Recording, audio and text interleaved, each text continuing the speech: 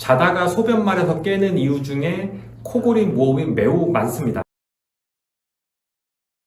안녕하십니까. 코골이 전문 진료하고 있는 배성호 원장입니다. 오늘은 여러분들이 코골이나 무호흡으로 오는 증상이 여러 가지 증상이 있어요. 저희가 물어보는 항목이 있어요. 그 중에 뭐가 있냐면 자다가 깨는지를 물어봐요. 아시겠지만 꿀잠을 잔다. 우리 애기들 10시간 쫙 그냥 이어서 자죠. 근데 코를 골거나 이제 어른이 되면요, 이걸 못 자요. 우리가 중간에 이제 깨게 된단 말이죠. 깨는 이유가 다양해요. 다양히 스트레스 받아서 불면증, 우울증 다양하게 있는데, 제가 물어보면 대부분의 많은 분들이 뭐라 그러냐면 본인이 소변이 마려서 깬다. 하루에 한두 번 혹은 그 이상 하는 분들이 많아요.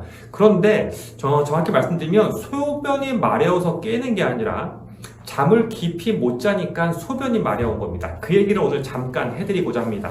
자, 우리가 아이들 같은 경우에 10시간, 12시간, 여러분도 초등학교 때 12시간 자는데 중간에 소변 마려서 깬 적이 없다라는 건 알고는 계실 거예요. 자, 어떻게 그럴 수가 있느냐? 잠을 들면요, 소변을 잘 안 덜 만드는 호르몬이 나와요. 그러니까 우리가 잠이 들면 소변을 두세 시간마다 보러 가지 않는 이유는 그런 호르몬이 나오면서 소변을 덜 만들게 하는 거예요. 그런데 그러려면 잠을 깊이 잘수록 좋아요. 잠은 항상 말씀드린 5단계가 있어요. 1단계 자는 둥 마는 둥부터 점점점 씹혀서 5단계 업어가도 모르는 잠. 그러니까 초등학생들, 유치원생들은요, 통상 업어가도 모르고 자요. 고라 떨어지죠. 그러면 아주 깊이 자요. 깊이. 그럼 뭐예요? 소변을 덜 만드는 호르몬이 나와요. 그러니까 이 친구들은 12시간 자도 소변이 조금밖에 안 만들어지는 거예요. 그런데 코를 골거나 무호흡 있거나 하게 되면 수면의 질이 좀 떨어져요. 한 3단계, 2단계 이렇게 왔다 갔다 하면요, 소변이 만들어져요. 그러니까 낮에만큼 많이 만들지 않지만 그대로 만들어져요. 그러니까 어떻게 되겠어요? 이 상황에서 본인이 코골을 골거나 무호흡으로 조금만 낮아지면 소변 마려운 걸 딱 느끼는 거예요. 일어나서 소변을 봐야 되겠죠? 잠들어요?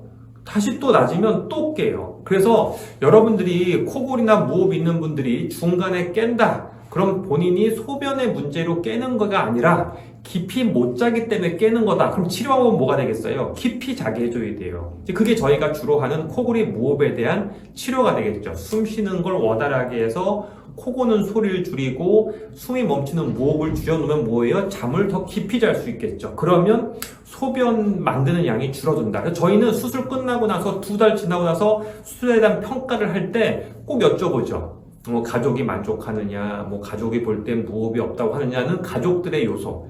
본인한테 물어보는 건 그거예요. 중간에 깨는 거 어떠냐? 낮에 졸린 거 어떠냐? 그러면은 경과가 좋으신 분들은 중간에 깨는 게 현저히 줄어들어요. 없어지거나 아니면 많이 줄거나. 그러면 그분들은 정말로 수술로 코골이 치료로 해가지고 잠의 질이 엄청 좋아지는 거죠. 이거는 평생을 놓고 보면요, 엄청난 혜택입니다. 왜냐하면 잠을 깊이 자는 건 결국 피로가 풀리는 거고, 피로가 풀리면 내가 더 몸이 가벼워지는 거고, 노화가 늦춰지는 거고, 수명이 늘어나는 거니까요. 그래서 오늘 얘기하는 여러분들이 중간에 깬다. 근데 그 이유가 소변이다. 그럼 한 번쯤은 코골이나 무호흡에 대한 확인을 한번 해보시는 게 필요하다는 것을 오늘 전달하고 싶었습니다. 감사합니다.